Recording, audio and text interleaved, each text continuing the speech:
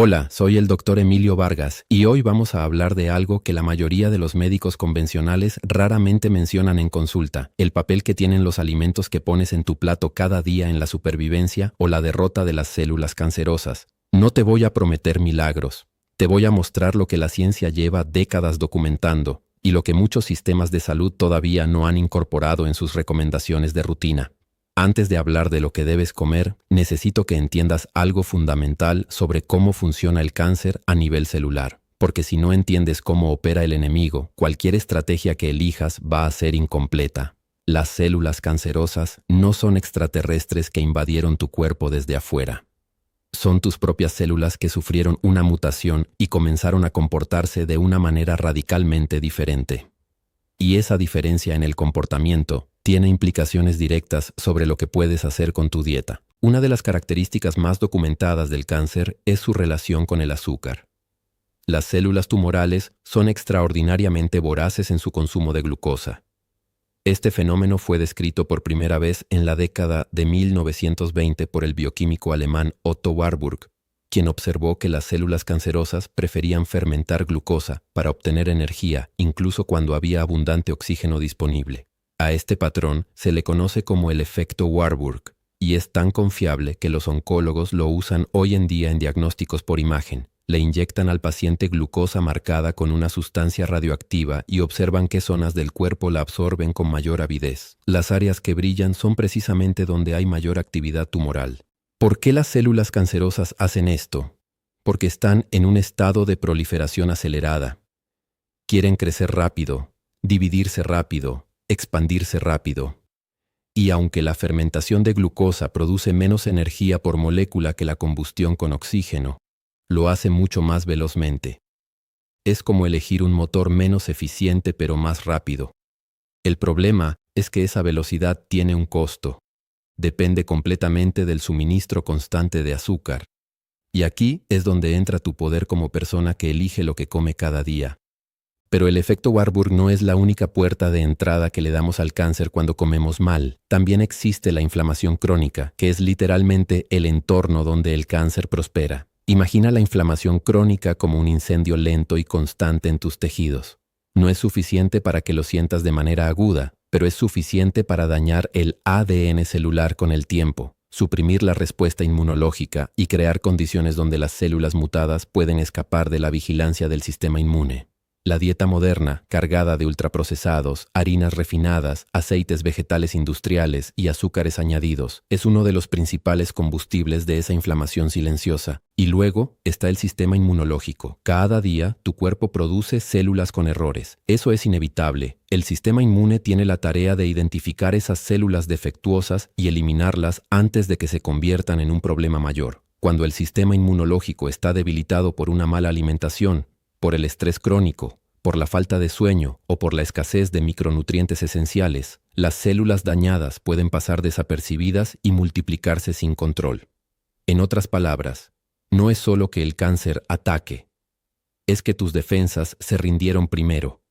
Con ese marco conceptual establecido, ahora sí tiene sentido hablar de los 10 alimentos que la evidencia científica identifica como los más poderosos para crear un entorno interno hostil para el cáncer y favorable para tu salud. No son superalimentos mágicos, son alimentos reales que trabajan de manera sinérgica con tu biología. El primero es el brócoli y sus parientes crucíferos. El brócoli, la coliflor, el repollo, las coles de Bruselas y la col rizada pertenecen a la familia de las crucíferas, y su poder anticancerígeno es uno de los más estudiados en la literatura científica. Contienen un compuesto llamado sulforafano, que se forma cuando masticas o procesas estas verduras.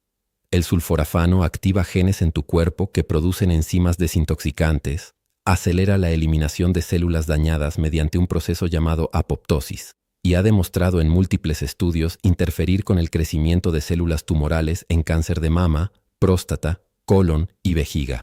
Pero hay más. Los crucíferos también contienen indol 3-carbinol, un compuesto que ayuda al hígado a procesar y neutralizar formas de estrógeno que pueden promover ciertos tipos de cáncer hormonal. Para aprovechar al máximo el sulforafano, lo ideal es consumirlos ligeramente cocidos al vapor o incluso crudos. El calor excesivo destruye la enzima mirosinasa que activa el sulforafano. El segundo alimento es el ajo. Pocas plantas tienen una trayectoria científica tan sólida como el ajo en el campo de la oncología nutricional. Sus compuestos de azufre, especialmente la alicina que se libera al picar o triturar el diente fresco, han mostrado actividad contra múltiples tipos de células cancerosas en estudios de laboratorio y en investigaciones epidemiológicas. Un análisis de datos publicado en el American Journal of Clinical Nutrition encontró una asociación consistente entre el consumo elevado de ajo y un menor riesgo de cánceres colorectales y de estómago. Además, el ajo es un poderoso inmunomodulador, estimula la producción y actividad de glóbulos blancos, especialmente de las células NK, las llamadas células asesinas naturales, que forman la primera línea de defensa contra las células tumorales. Para maximizar sus beneficios, pela y pica el ajo y déjalo reposar 10 minutos antes de cocinarlo para que la alicina se forme completamente. El tercer alimento es la cúrcuma. La cúrcuma ha existido por milenios en la medicina ayurvédica, pero hoy tiene miles de estudios científicos que respaldan lo que esas culturas intuían. Su compuesto activo más estudiado, la curcumina, es un antiinflamatorio de amplio espectro que actúa sobre múltiples vías moleculares simultáneamente. Inhibe el NF-κB, una proteína que funciona como un interruptor maestro de la inflamación y que está activada de manera anormal en la mayoría de los tumores malignos. También interfiere con la angiogénesis, el proceso mediante el cual los tumores construyen nuevos vasos sanguíneos para alimentarse. Sin ese suministro de sangre, los tumores no pueden crecer más allá de unos pocos milímetros. La curcumina, sin embargo, tiene una biodisponibilidad naturalmente baja, lo que significa que sin la ayuda correcta, el cuerpo absorbe muy poco. La solución es simple: consumirla siempre junto con pimienta negra, que contiene piperina, una sustancia que aumenta la absorción de curcumina hasta en un 2000%. También la combinas mejor con una grasa saludable, como el aceite de oliva. El cuarto alimento son los frutos rojos. Las moras, los arándanos, las fresas, las frambuesas y el azaí son algunas de las fuentes más densas de antioxidantes en la naturaleza.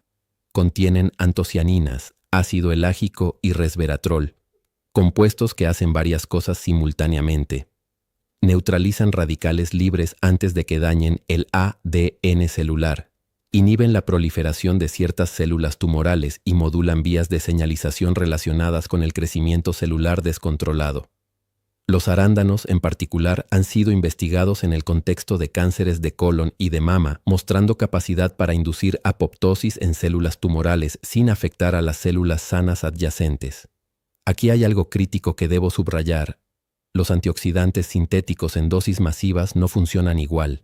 De hecho, algunos estudios de larga duración han sugerido que las megadosis de antioxidantes aislados pueden ser contraproducentes. La naturaleza los diseñó para funcionar en contexto, en su forma de alimento completo, con todos sus cofactores intactos. El quinto alimento es el aceite de oliva virgen extra. No todos los aceites son iguales y la diferencia puede ser significativa en términos de riesgo de cáncer. El aceite de oliva virgen extra contiene un compuesto llamado oleocantal que tiene propiedades antiinflamatorias comparables, según algunos estudios, al ibuprofeno, pero sin los efectos secundarios gastrointestinales. También es rico en polifenoles y en ácido oleico, una grasa monoinsaturada que ayuda a mantener la integridad de las membranas celulares y que el organismo utiliza de manera muy diferente a como utiliza las grasas saturadas o los aceites vegetales refinados. En los países mediterráneos, donde el aceite de oliva ha sido un pilar dietético durante siglos, las tasas de ciertos tipos de cáncer, especialmente el de mama y el colorectal, son consistentemente menores que en poblaciones con dietas altas en aceites refinados y grasas trans. El sexto alimento es el pescado graso de aguas frías.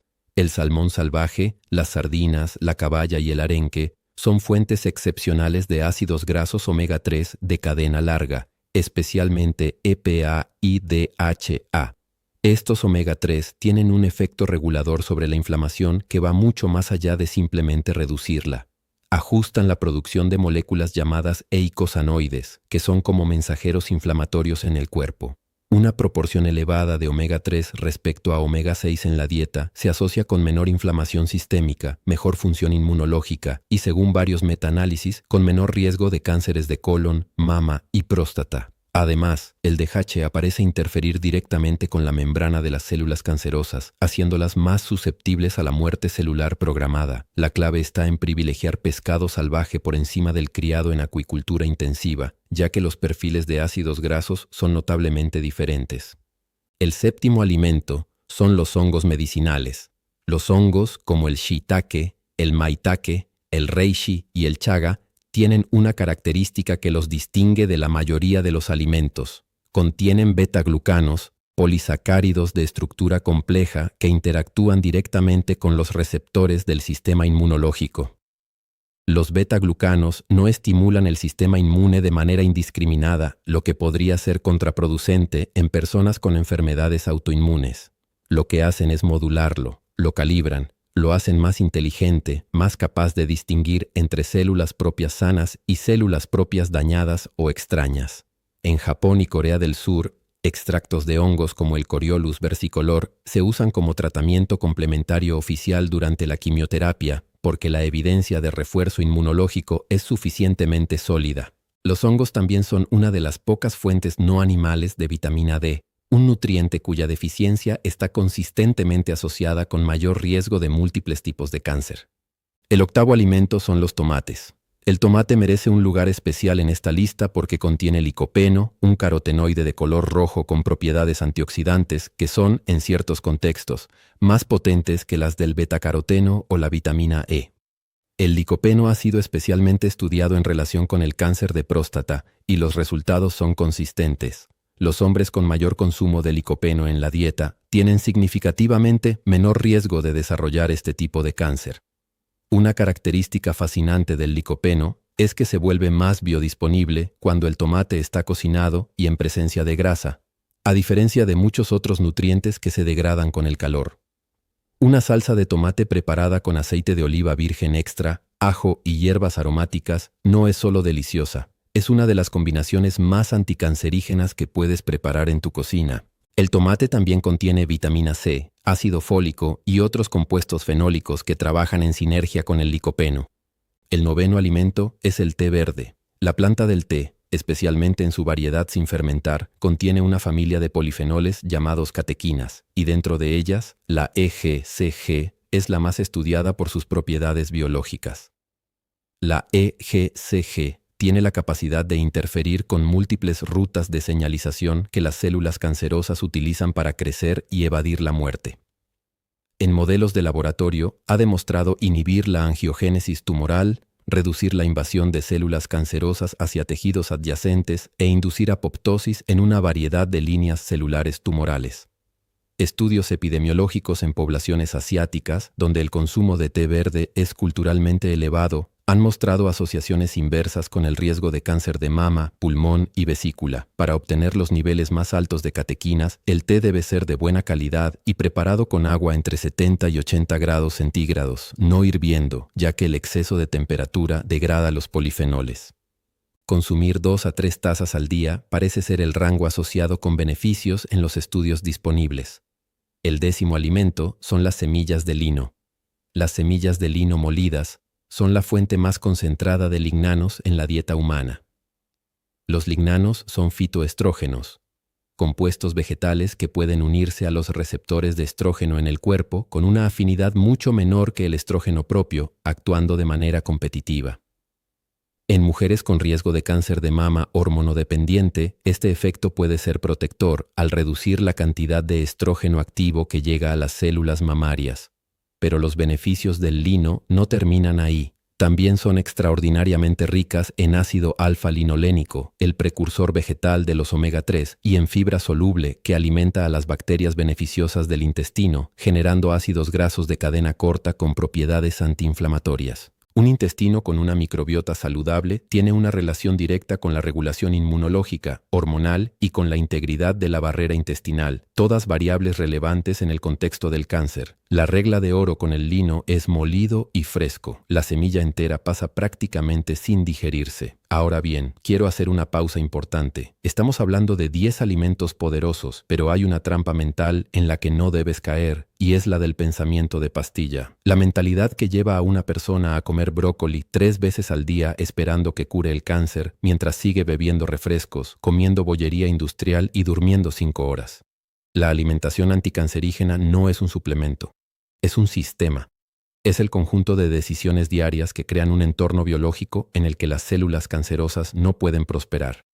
Y eso nos lleva a lo que es igualmente importante, o quizás incluso más, lo que debes eliminar o reducir drásticamente. El azúcar refinado y las harinas blancas son el combustible favorito de las células cancerosas, según el efecto Warburg que mencioné al principio. Los aceites vegetales industriales tienen un perfil de omega 6 que promueve inflamación sistémica cuando se consumen en exceso relativo a los omega 3. El alcohol es reconocido como carcinógeno de clase 1 por la Organización Mundial de la Salud, sin umbral seguro documentado para ciertos tipos de cáncer. Y los alimentos ultraprocesados, con sus largas listas de ingredientes que no reconocerías en una cocina real, son un cóctel de disruptores endocrinos, conservantes potencialmente mutagénicos y compuestos que estresan tanto el hígado como el microbioma intestinal. El hígado merece un párrafo propio aquí, porque a veces se olvida en estas conversaciones. El hígado es el gran depurador del cuerpo, recibe sangre del intestino antes que ningún otro órgano, y es su trabajo filtrar, procesar y neutralizar las sustancias potencialmente dañinas que absorbemos con los alimentos. Cuando el hígado está sobrecargado, ya sea por exceso de fructosa, por alcohol, por acumulación de grasa o por una carga tóxica elevada de los alimentos procesados, su capacidad de detoxificación se reduce, y eso significa que más compuestos potencialmente carcinógenos tienen tiempo de interactuar con el ADN celular antes de ser neutralizados. Los alimentos que apoyan la función hepática, como los crucíferos con sus glucosinolatos, el ajo con sus compuestos de azufre y los huevos con su colina, son también alimentos que refuerzan indirectamente la defensa anticancerígena del organismo. Antes de cerrar, quiero hablar del intestino, porque en los últimos 10 años la investigación sobre el microbioma ha transformado nuestra comprensión de la biología del cáncer. El 70% de las células inmunológicas del cuerpo viven en el tracto digestivo o en estrecha comunicación con él. La microbiota intestinal regula la producción de ciertas hormonas, modula la inflamación y participa en la activación o inactivación de compuestos dietéticos con propiedades anticancerígenas. Por ejemplo, los lignanos del lino que mencioné antes se convierten en enterolactona y enterodiol, sus formas activas, gracias a bacterias específicas del intestino. Si tu microbioma está alterado, esa conversión no ocurre de manera óptima. Por eso, los alimentos fermentados como el chucrut, el kimchi, el kéfir y el yogur natural sin azúcar añadido son también parte de una estrategia nutricional anticancerígena, no por un efecto directo sobre el tumor, sino porque mantienen el ecosistema interno en el que todas las otras intervenciones dietéticas funcionan mejor. La ciencia no nos pide que comamos perfectamente el 100% del tiempo. Nos pide consistencia. Nos pide que la dirección general de nuestras elecciones alimentarias vaya hacia más alimentos reales, más variedad vegetal, más grasas de calidad, menos ultraprocesados y menos azúcar. No se trata de vivir con miedo al cáncer. Se trata de vivir con conciencia de que tu biología responde a cada decisión y que tienes mucho más poder del que nadie te ha dicho para crear el entorno interno en el que la salud prospera. Si este contenido te fue útil, te invito a que lo compartas con alguien a quien le pueda servir. Suscríbete al canal para recibir más educación basada en ciencia real, sin sensacionalismo ni soluciones mágicas. Yo soy el Dr. Emilio Vargas y esto es medicina que puedes aplicar hoy.